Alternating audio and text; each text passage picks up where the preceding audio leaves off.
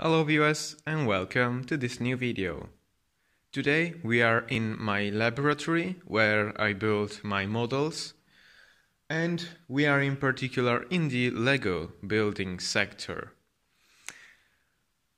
Once some of you asked below the Kirishima video to make a battleship or a ship in general in Lego, which was RC and could go on water.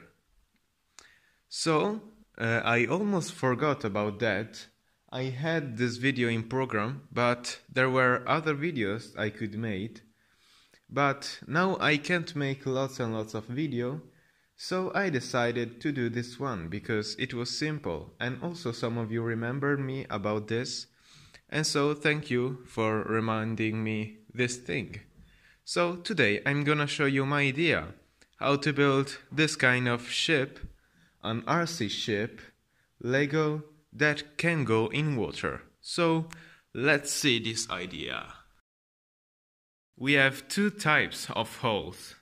We have this one, which is probably one of my favorite one, and one of them I use more. I have another right there, which I was trying to make a sailboat out of it, but it's not the time, and it's very hard to do.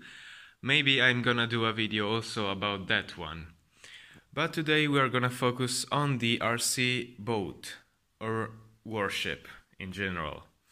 So, we have this type of hull, and this other one. This is more difficult to use because it's larger. So now I will show you how I'm gonna build it. Here I have a piece of the battleship Virginia, which is in particular the aft part. I destroyed it, I know, but as soon as I will be able to recreate some ships, that I'm talking about a few weeks, I will rebuild a new ship, bigger and more prettier, and maybe a better looking one.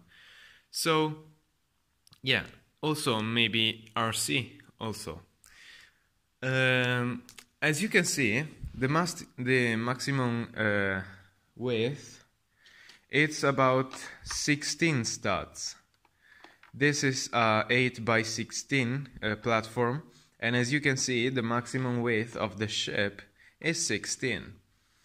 So, as you can see, we have this hull, which is 12 studs width, but unfortunately, we have these two parts which are useful to make it balanced and to not go upside down. But I have this idea, which is to make something like this, or maybe one stud higher, because let's see, if I don't do that, the platform will not go like very good here, and you will see a platform right here and one stud down. I decided maybe I'm gonna do something like that. So as you can see, it has the same height. At this point, we can think about this other thing. So let's attach this piece on here and take this prototype I made. We have a 5 studs high wall, which is gonna be the part of the hull. We are gonna put this something like here, and as you can see, the hull is height exactly 5 studs. On the bottom, right here, we have to attach it on the floating hull, but on the upper part we can even make it 2 studs width, because there is this piece which is a little bit bigger than the hull itself. So we can do this kind of thing, and we can put this onto all the part of the hole and make this up like here, so we can make a hole which is not this one, but it can float.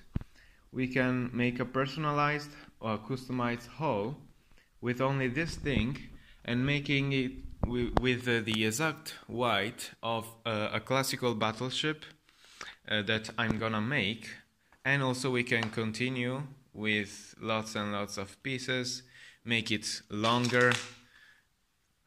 As you can see, we can attach even 2 holes like that one with a few bricks.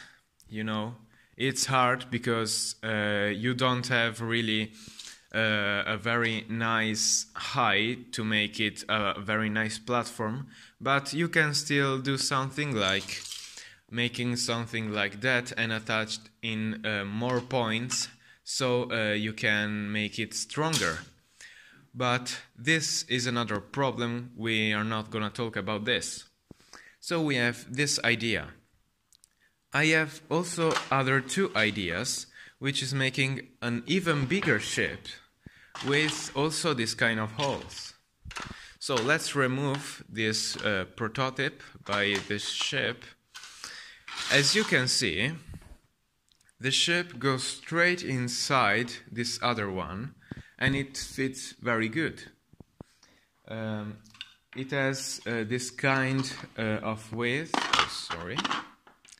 which goes perfectly right here and has 2 studs more width on each side. So you can put studs and bricks to block it.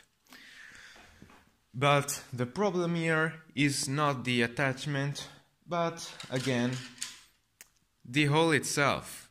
If I make the same thing, you will see half hole, which is like the older one, and one which is larger and also not as good as this one, because you can see the hole itself, which is not very good looking. And also another problem is the height of this other hole, which is not as this one, is 2 studs high, which might not be a very hard problem, but it can be like 7 studs high. And yeah, for floating that's good, because 7 studs are good. You can make probably 3 outside the water and 4 inside the water. But that becomes something like the water gets like here, and it's really inconvenient because if a wave comes inside, it will easily get on the hole.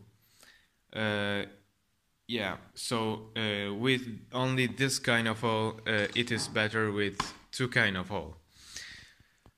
And then we have the last idea, which is like taking some piece like this one with the holes, or some other ones even also with the holes, but where you can attach the pieces and bricks on it. Now I'm gonna find your... oh, found it. Something like this, you know. So we can put something like here, or maybe we can do something like this. Let me try. So we can put the hole like this one. Yeah, I know. Maybe I have to do something like this. Let me try. I am only using one hand, so I'm sorry. Yeah, something like this, of course, more stronger and with more bricks, that we can put the platform right like here. And so we have a less heavy hole, but it's still functional and very good to see. We can also put some details like making some kind of armor, you know, or anti-torpedo protections, you know, make a very elaborate hole. And with this kind of thing, we can also make this kind of hole by making this like here.